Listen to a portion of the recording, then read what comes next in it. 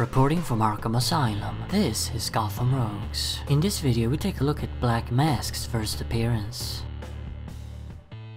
Black Mask made his first appearance in a three-part story published across Batman 386 to 387 in Detective Comics 553 in 1985. The storyline was written by Doug Moench and penciled by Tom Mandrake and Klaus Janson.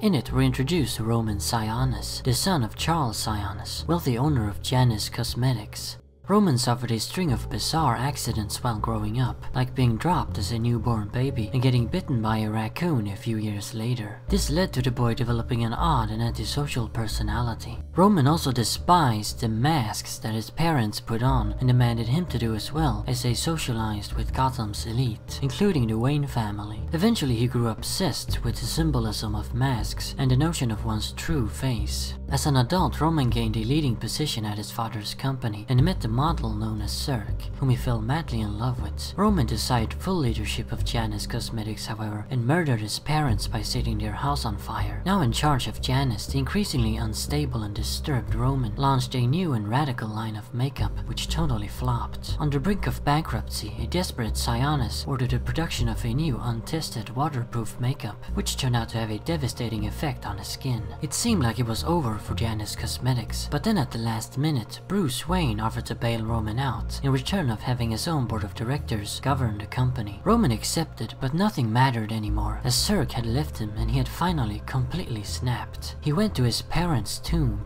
where he carved an ebony mask out of his father's coffin and then took on the identity of Black Mask, his true identity according to him. As the Black Mask, Roman used his funds to form a gang called the False Face Society of Gotham and took to crime. The False Facers began a reign of vengeance upon Bruce Wayne, whom Roman hated fiercely for taking his company, by killing off the Wayne board members using masks coated with a deadly waterproof makeup. And so was born that arch-villain, who is crazier than the Joker and deadlier than Ra's al Ghul, the villain for the 80s, Black Mask. Or so it says on the cover. You must have noticed, but damn is Roman's origin convoluted. He gets dropped as a baby. Seriously? Bitten by a raccoon, who by the way wears masks, get it? Then falls under some so-called spell by the model Cirque, gets obsessed with masks, hates his parents, hates Bruce Wayne. I don't even know. There's just too much shit going on here, and none of it really makes any sense. This has got to be the biggest mess of an origin story of any Batrogue ever. I don't think Doug Moench was a very good writer this early in his career. He got a lot better during his second Batman run in the 90s, but this? It's just ridiculous. Dropped as a baby and bitten by a raccoon aren't really good motivations for becoming a supervillain. And why the hell does Roman hate Bruce Wayne so much? Because that was his thing. He hates Bruce, not Batman. But why the fuck does he hate Bruce? His parents tried to force Roman to play with Bruce when they were kids, but it didn't seem that bad, and we don't even see them together in the story. Then Wayne bails Sionis out after he's totally fucked up his own company. Wasn't that a nice thing to do? Roman did get 2 chances to run the company properly after all, but he totally messed up both times. First, betting everything on some idiotic idea of his, and then by rushing an untested compound into mass production. What a moron. Oh yeah, he's an asshole too, because he killed his parents. And for what? To take over the company and impress Cirque? What is the deal with Cirque? As the story clearly implies that she's kinda driving Roman into doing crazy stuff, but it doesn't show how. Yeah, a beautiful woman can get men to do stupid things, but this, it's a little too much, and makes no sense. That's really the bottom line of this comic. It makes no sense. The first time I read this many years ago, I remember kinda liking it, but this time, yeah, not very much. There is some real potential here though, with the theme of masks and putting on a face. That's an aspect of Black Mask that I really like, and I think it's a shame that the character was completely revamped in later years as a guy who just loves torture. How did they go from masks to torture anyway? That doesn't really make sense. Luckily, we did get a couple of good stories with his original Black Mask in the 90s, but overall I think the character has been largely misused.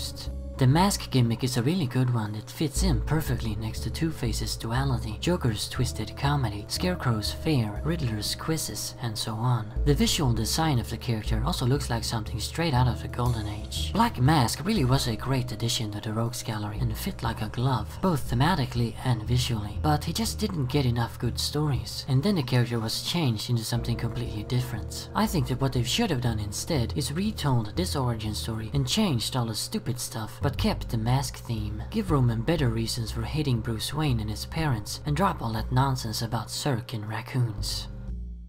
As for the artwork, I'm not really the biggest fan of Klaus Janson, who did the Detective Comics part, but I really love the work of Tom Mandrake. He's a truly unsung Bat artist who never seems to get mentioned. Mandrake is great at using lots of shadows, which of course fits Batman perfectly, and I love his design for Black Mask. I vastly prefer this original mask with a strange, blank face over the modern skull-faced version. Skull faces are so overused with supervillains, but this classic look is really unique and makes the character stand out more. I also like the orange pinstriped suit and the fedora. Like I said, he looks like a Golden Age rogue. In conclusion, this is not a very good story, but it does have some great ideas in it, and this version of Black Mask, albeit flawed, will always be my preferred take on a character, both visually and thematically. So there you have it, that's Black Mask's first appearance. Remember, Arkham Asylum awaits you in the next video.